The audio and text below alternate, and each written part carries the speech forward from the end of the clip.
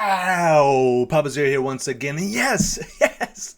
We got a successful build utilizing the 7 teachings waxed garbos. Yes! I did spend quite a bit of coin on this build. Something about like 30 divines, I'd say. But at least it can do tier 17s comfortably. Yes, that was the goal. So, I am super ecstatic to show this one to you. Yes, there are some annoying mods on, especially on tier 17s, that we have to skip over, but overall, it's very enigmatic, if you know what I'm saying. If you know what I'm if you know what I'm sewing, yes, saying. So what is it, you ask? I know you guys are used to my builds having a very short name, but for this one, it's no different. It's the 7 Teachings Cyclone Trigger on Melee Critical Strike Detonate Dead of Chain Reaction and Ball Lightning of Orbiting Pathfinder. Okay.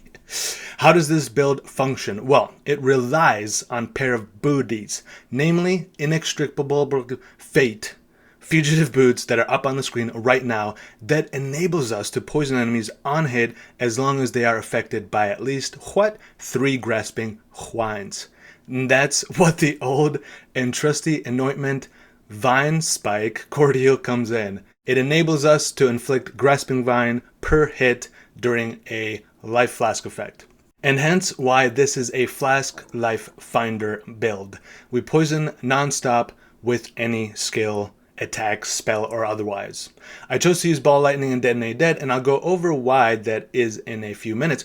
But the point is, it doesn't matter that we have no chaos damage. We poison our enemies regardless thanks to that beautiful combo. Now, typically on the build like this, you'd want to use Asenath's Gentle Gloves to apply Despair and Temporal Chains, but since this build is unique, and I am using Double Corrupted Doriani's Fist to get as much damage as possible. If you only have a single Corrupted Doriani's, it's as good as a Despair Corrupted Asenath's, so keep that in mind. I think mine is best in slot and maybe one of a kind, but it only gives about 10% more damage, so don't fret too much. Now, on to the technicals. Getting 100% critical strike chance was a bit daunting at first, but after playing around with the POB for only about 73 hours, we got it done. I chose to use the Ungil's Harmony Turquoise Amulet as my base for that critical strike chance. Again, because we are poison build and we're using Perfect Agony Notable, the critical strikes do no deal extra damage. Doesn't matter. That line does not matter at all. Now, I'll talk about slightly different setups here in a little bit, because you could also use Rigwald's Curse Wearclaw Talisman, and you might get some different results. Maybe better, maybe worse, depending on what you're going for. I also wanted to get a bit of defensiveness on this build, unlike my previous build. So I actually have 2 additional maximum endurance charges, one via ring and one via the corrupted implicit on my boots. So that helps a lot. I also have 30% physical damage from hits taken as fire damage, thanks to my helm and my Dawnbreaker Colossus Tower Shield, so that's pretty cool. And lastly, thanks to us being a Flask Finder and having that Master Surgeon Ascendancy Notable, ? Yeah, that's the one we have. We have almost 3,000 life gained on second minute. I'm just kidding. We have about 30,000 million. No, I'm just kidding. We have $3,000. We have 3,000 life recovered per second. That's a lot. 3,000, that's a lot. So, and then we, on top of that, have the Flesh and Stone aura, so that way, whatever we come in contact with does less damage to us. So overall, fairly defensive. We also have something about 90, something like that, spell suppression. Actually, before we get into the beautiful gear and alternative gear section, let me show you the testing I did. All right, here we go. Just bear with me for 35 seconds. I'm just kidding. 49 seconds. Okay, here we go. All right, what are we looking at here, Papa Z? Shotcut. What is it? This is me going to the beautiful dunes and killing the boss with the same exact setup for every single skill that I wanted to test. So, for example, and I did not have Perfect Agony at this time, so VD, Volatile Dead, how long did it take to kill the boss monster guy? Firestorm of pelting, DD of chain reaction, blazing cell. So you can kind of see the ones that I tested and how long each one would take. And then I went on to the next section, DD plus BL. I assume that's ball lightning. I'm not sure. I'm just kidding. And then test those out and how long that would take. As you can kind of see, 2 seem to be the most amount of damage that we would get. As soon as we tried going up to 3, we just got a little bit. 3, DD, BL, and Firestorm, we would get slower and slower killing stuffs. I also tried Cyclone only with Perfect Agony, and that was by far the slowest kill, but still it did a bit of damage. So here are the skills that I actually tested just to kind of see what does the most damage. And I think Spark would be, in close quarters, I think Spark would be very, very good. All of these feel fine, honestly. Yes, you saw the grabs, but again, go by what you feel, what plays the best. Now, the reason why I wanted to mention Rigwald's Curse and Cyclone is because if I was to use this amulet, talisman, whatever, I would get my crit capped very quickly because 7 plus another 6.3. So that would give me, 12, 13, 14% crit chance as base for the Cyclone, which is absolutely massive.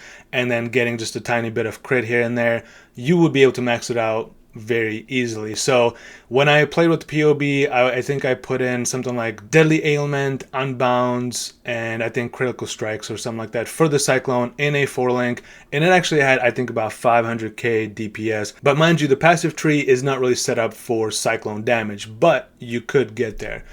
In addition to, we have that Doriani's Fist, like I mentioned, which also adds that damage. So I think we could scale it to, maybe 1 million, but then the spells would suffer. And I did want to go for a spells-based build. So that's why I done did what I done did. Yeah.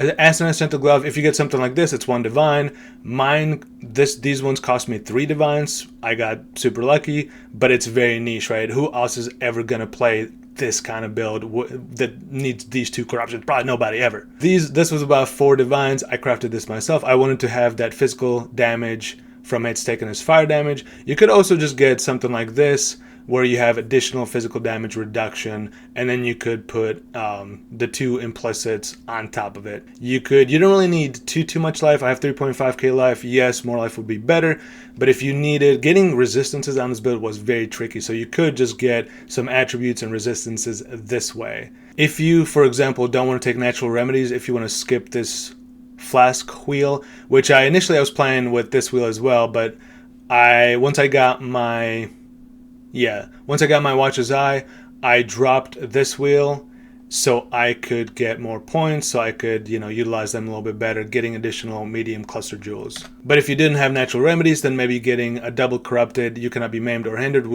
goes a long way, because you're a Cyclone, you want to be moving, and anything that slows you down sucks. Keep that in mind. I was also using Purity of Fire initially until I got my Merc, and I'll go over what he's using here in a second. Remember, these jewels can be kind of cheap because here you have fire damage, you have crit multi, you have life, and you have poison damage. Typically, to most people, that's a 3-point jewel. For us, it's 4. All right. And then the other thing to keep in mind is when you're searching for jewels like this, I search for max, cold, lightning, and fire res, because you can harvest craft the codes to fire damage, and that applies to maximum resistance psi as well. With my Merc up, I have 85 fire resistance. You can definitely cap it if you so choose. I felt like this was try hard enough, but there's absolutely ways where you can get to 90, whether that's gearing out your Merc just a little bit more or yourself. My Merc also has the Kaom's Binding, so nearby enemies convert 25% of their physical damage to fire. So again, we are that much more safer from physical damage this time around. Random gloves, blah blah blah. Effective non-curse. This was about 40 chaos, which was nice, but it added additional 1 more fire res, so that's why I got to 85. Nothing. Just a standard. Nearby enemies damage with hits is lucky. Enemies or I don't know, both. And then Lyric Cast. Not the most optimal setup, but I was just happy with this one because it has Anger and Purity of Fire. And then this jewel was few divines, which was nice because it added crit multi to anger, flask charge on a critical strike, and then cold and lightning damage taken as fire.